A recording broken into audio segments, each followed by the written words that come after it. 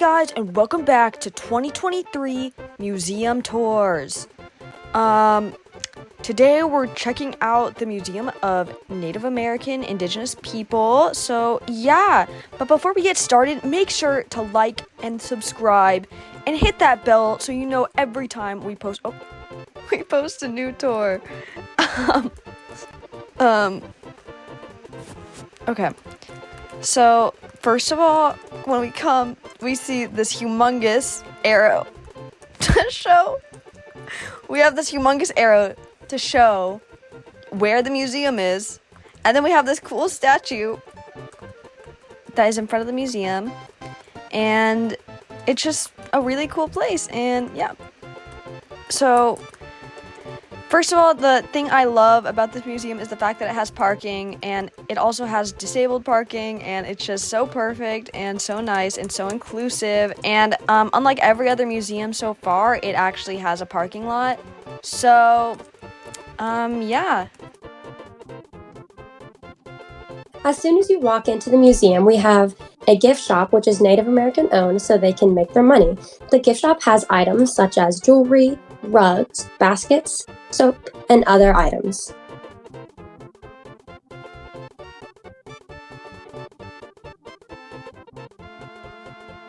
Okay, ready? Ready? Whoa! Okay.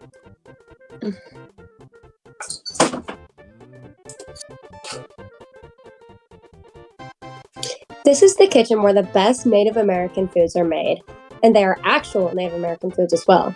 They have fry bread, they have Navajo tacos, spam and potatoes, and lamb, so our guests can enjoy the most delicious foods at the museum.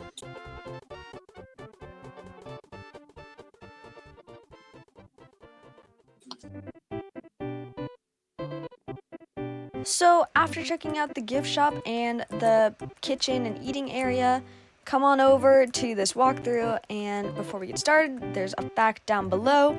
Northeastern tribes mostly associated with the colors red and black in their art, using animals to honor them and have them as symbols for their ancestors and people.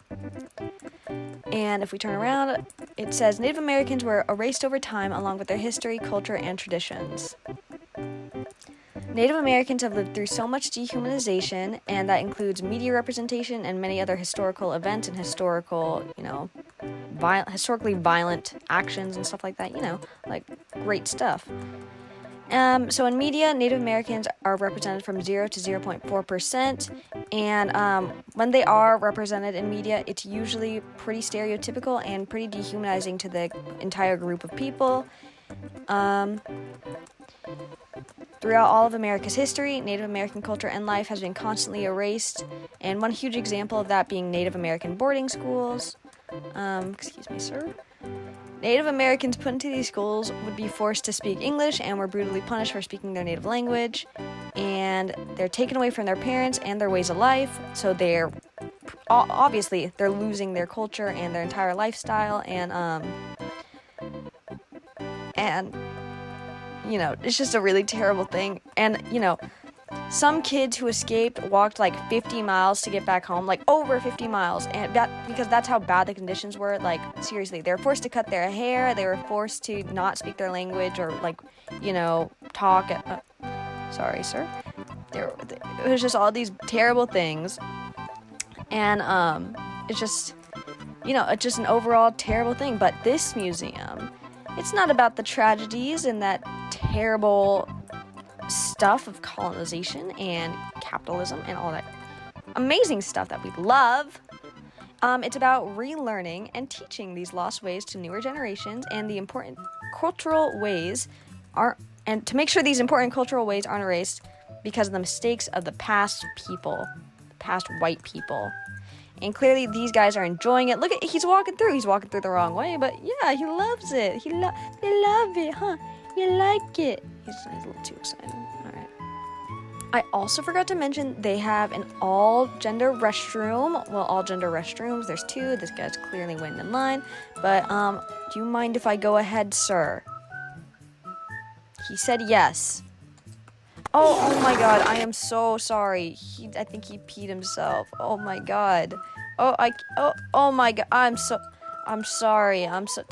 Tell them I'm sorry. Please tell them I'm sorry. Oh my God. Native Americans lived in homes that would include teepees, wigwams, longhouses, chickees, igloos, cliff dwellings, and many others. This shows how they had a very diverse way of living. And of course, the housing from a cold climate is very different from a warm climate. Pueblo houses were made in really dry, warm climates in the Southwest. They were built with clay or mud, typically on the side of the cliff, so it can block the sun from getting to them. These houses had lots of room for large families, and the houses would keep in good shape for many years by people adding a new layer every year to keep it standing taller and taller. In contrast, they would have the igloo, which was located in cold northeastern regions such as Alaska, northern Canada, and Greenland. The igloo was built with very packed snow so that the house can keep the heat trapped inside so that people would not freeze. Living in their homes, they also always had a very healthy diet and lifestyle. They ate seeds, nuts, and corn, which they could ground into flour to make bread, mush, and other uses. Native Americans harvested beans, squash, fruits, herbs, wild greens, and meats. All of these foods would be dried, and they would store them so they could eat and use all throughout the year. Native Americans also hollowed out and then dried gourds to use as spoons, bowls, and storage containers. The women also would make cooking pots with woven materials covered in clay for insulation.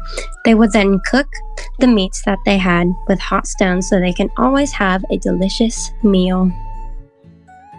To the arts and crafts exhibit in our Native American Museum, we're going to start with pottery. Pottery in different Native American cultures were based off of their agricultural practices and environments.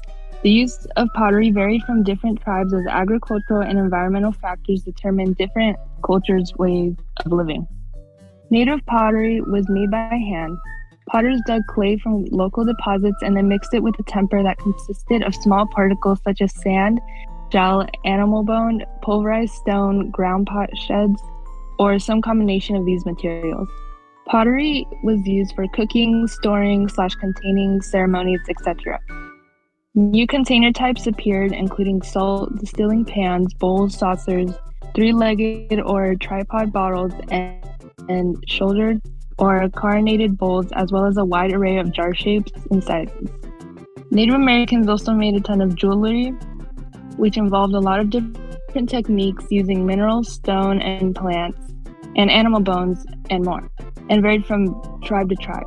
Some areas, like the Great Plains, used a lot of beadwork for their jewelry using copper, abalone, olivella shells, marginella shells, and more. Other regions, such as the Great Lakes region, Northeast woodlands, made thin, long beads from different materials like pearls, copper, bear teeth, and carved shells. Their jewelry often depicted birds, eagles especially, snakes, anthropomorphic figures, skulls, hands with splayed fingers, crosses, warrior symbols, and other stuff. Southwest woodland tribes made beads out of clay, stone, and pearls, and began using glass beads and silversmithing techniques introduced from European contact. Pueblo and Navajo tribes commonly made necklaces, bracelets, and pendants using materials such as shells, coral, and turquoise mosaics. Again, different natural environments factored into their jewelry making. A lot of cultures also did weaving as a form of crafting. Most profound in the Navajo culture, they are known for their artistic and cultural weaving techniques and crafts.